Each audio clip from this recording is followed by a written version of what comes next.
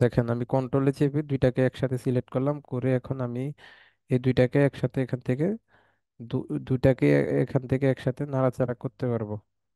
আমি যদি এখান থেকে এইটাকে একটু,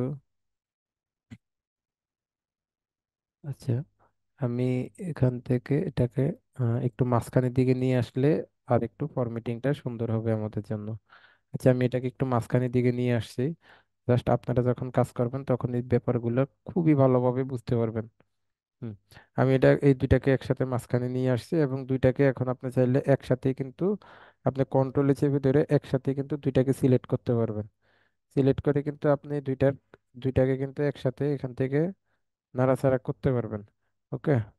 আপনি যদি চান যে এখান থেকে এটাকে একসাথে আবার ডাবল হয়ে গেছে, আচ্ছা আমরা এটাকে কন্ট্রোল জেডে দিই। আচ্ছা, এখন এখান থেকে আপনি এটা যে কোনো ধরনের ফরম্যাটিং চাইলে করতে পারবেন। আমাদের এখান থেকে সিলেক্ট থাকা অবস্থায় শেপ ফরম্যাটিং এ এখান থেকে যদি আপনি কোনো ধরনের শেপ এফেক্ট দিতে চান, কোনো একটা রিফ্লেকশন দিতে চান, যে আমি এখান থেকে কোনো একটা রিফ্লেকশন দিব, তাহলে কিন্তু এখান থেকে চাইলে যে কোনো ধরনের রিফ্লেকশন আপনারা দিতে পারবেন। দেখেন, আমি কিন্তু এখান থেকে একটা রিফ্লেকশনও তার জন্য সেট করে দিয়েছি। ওকে।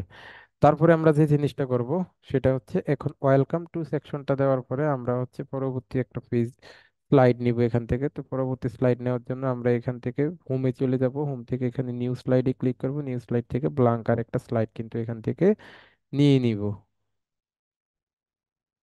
এই বক্সটিতে দেখেন বন্ধুরা, এখন আমরা যে জিনিসটা করব যে এখান থেকে এখন আমরা আমার একটা ছবি নিব এবং হচ্ছে আমাদের কোম্পানির লোগো নিব, এবং এখান থেকে আমরা একটা ইন্ট্রোডাকশন লিখবো।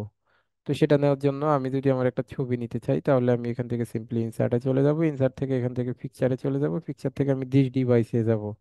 অর্থাৎ আপনার ছবিটা যেখানে সেট করা থাকবে আপনি চাইলে সেখান থেকে আপনার ছবিটা নিতে পারবেন।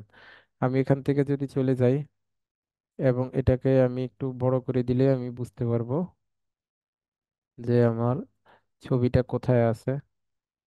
তো আমি এখান থেকে দেখি আমার ছবিটা কোথায় আছে, বেসিক্যালি আমি আমার ছবিটাকে একটু খুঁজে নিচ্ছি। তো আপনারা আপনাদের ছবিটাকে আগে থেকে রেডি করে রাখবেন যে আপনাদের ছবিটা কোথায় থাকবে। তো এখান থেকে আপনারা চাইলে আপনাদের ছবিটাকে নিয়ে নিতে পারেন, এবং ছবিটাকে নিয়ে এখান থেকে ই করতে পারবেন। আচ্ছা, আমি একটু এখান থেকে আমার ছবিটাকে খুঁজে নেই।